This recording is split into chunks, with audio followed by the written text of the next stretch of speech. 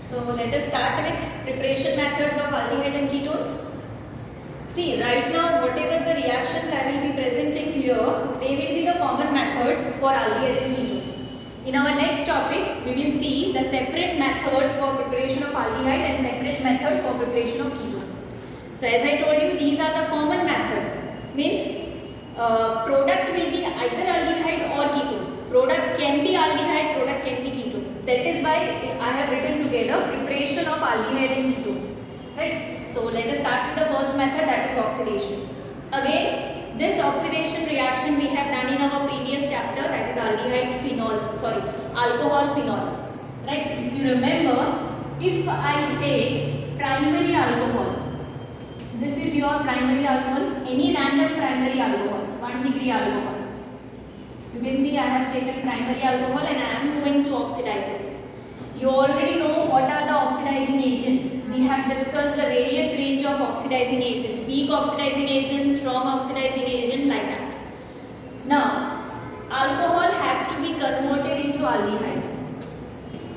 Alcohol has to be converted into aldehyde. So obviously we are going to go for weak oxidizing agent. If we take strong oxidizing agent, alcohol will be directly converted into carboxylic acid, and right now we don't need that. We need that alcohol has to be converted into aldehyde.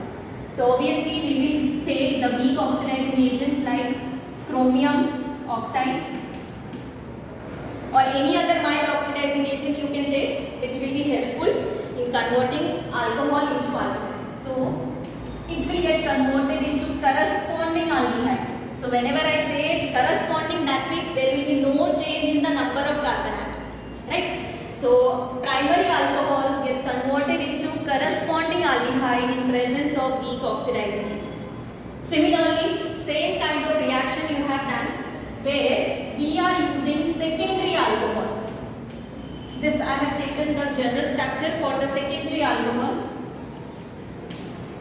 This is your secondary alcohol. Reaction is same. We need this to be stopped at either aldehyde or ketone. We don't want ester or carboxylic acid. So we will be taking the weak oxidizing agent. The reaction is similar like above. And just because it is a secondary alcohol, it will not get converted into aldehyde, but it will get converted into ketone. See here what we have done. This is your primary alcohol. The hydrogens are removed. Alkyl is 1. So it becomes aldehyde. Here we have 2 alkyls and similarly hydrogen will be removed. That this becomes your ketone. You can have any ketone of your choice or any aldehyde of your choice using this thing. But what you have to know, secondary alcohol gives ketone and primary alcohol gives aldehyde. You can take any other example. Okay? So this is the first method. Now let us move to the second method. Now in case of second method, we will be doing dehydrogenation. Now I hope everyone remembers what is dehydrogenation. This is also the same reaction of previous chapter, alcohols and phenol.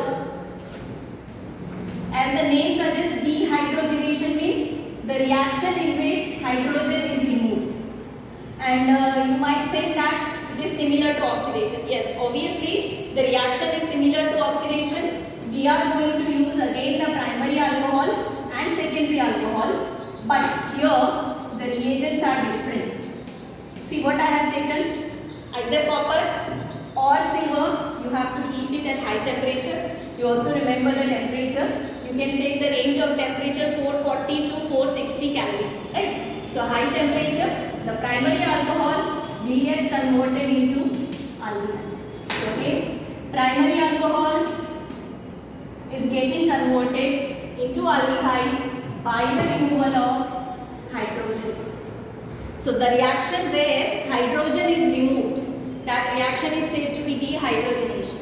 It is similar to oxidation, but we call it as dehydration. Reason is we have used metals. We have used heavy metals instead of oxidizing agents.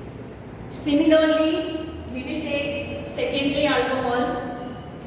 This is the any general formula for secondary alcohol. You know alkyls R can be changed to hydrocarbon, methyl, ethyl, propyl, butyl. Now copper, silver, high temperature, and this will become your ketone. And same manner the hydrogen gas is removed. Right? So dehydrogenation and oxidation, you will find them to be very similar. The only difference, because their names are changed, that is the reaction condition. In that case, previous one, weak oxidizing agent. Here we have taken heavy metal at high temperature. Right? So two methods are done. Now let us move to the third method. Third method is also similar. You might have done in 11th standard, ozonolysis. So just recall the ozonolysis reaction. Many of you might be knowing what is the starting material when we are doing the ozonolysis. Are you able to revise or not? So ozonolysis, if you remember, we take alkene. It is simple revision of 11th standard. Alkene in presence of ozone, you get an intermediate product which is said to be ozonite. This is an intermediate product which further is treated with zinc dust and water, that is aqueous medium, and it will give you either aldehyde or ketone, or it can be anything. It can be aldehyde, it can be aldehyde and aldehyde, it can be the mixture of aldehyde and ketone, right? So the product depends on the type of alkene you have selected. There are certain alkenes which on ozonolysis gives both product as aldehyde. Certain alkenes on ozonolysis gives both as ketone. Certain alkenes on ozonolysis gives one aldehyde, one ketone. Okay, so let us take one example. Suppose I have taken propene. I have selected propene. This is your propene, very simple alkene, and I will now add O3, that is ozone.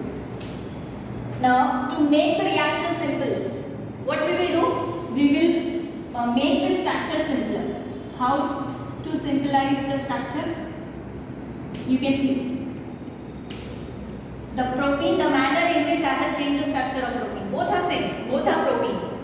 Why I have converted this straight chain into this branch, not branch but somewhat the bonds are separated. The reason is I want ozonite to be formed in a simple manner. Okay, so same way, this is propene. I have just converted linear structure into the open structure, and I will be adding O3. So what you have to do is, you just have to remove the double bond, and rest part is same. CH3, H.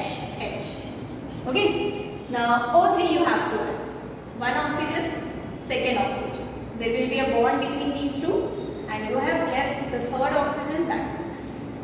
Okay. So this is your intermediate, which will be called as ozonite. Okay. This is your intermediate, and it is your ozonite. It is propene, so the ozonite will be of propene. So you can call it as propene ozonite. This is your intermediate. Now, when you react it with zinc in presence of water, what you find? You will find that there is a bond cleavage. So let us understand the bond cleavage. Now see here. First, I will be making the bond cleavage like this. This is the first bond cleavage, right? So I have separated this part from the main structure. I will be writing only this structure which I have separated. And there is also one oxygen.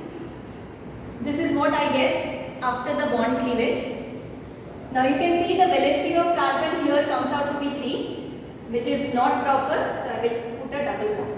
Right? So the valency of carbon comes out to be 4, and this is an aldehyde. 2 carbons and aldehyde, so it is your ethanol. Plus, now we have one more compound, this part. There will be again the second time bond cleavage. Now whatever the product are on right hand side, after breaking this, I will be writing that CHHO.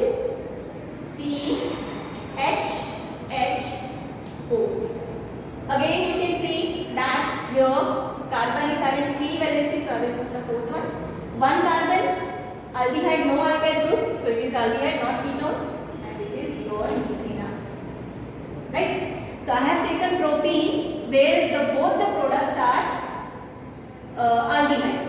Now you have to take one example of your choice where you should get product as ketone. So what you will do?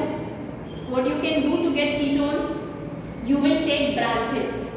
What you can do is either CH2 part, the 2 hydrogen can be replaced with alkyl group so that it will give you final product as ketone. Or you can even change this hydrogen with an alkyl group, CH3, C2H5, C3H7, anything which will give you ketone at the end. So that is your revision, or that is your homework which you will be doing by yourself. So instead of propene, you will take 2-methyl propene. Okay, 2-methyl propene and solve that by yourself, and you will be getting one aldehyde and one ketone as a product. 2-methyl propene means you have to remove this hydrogen and place methyl here. So what will happen? This hydrogen will be removed and alkyl group CH3 will be there, and it will convert ethanol into ketone. Right? So that you have to do it by yourself.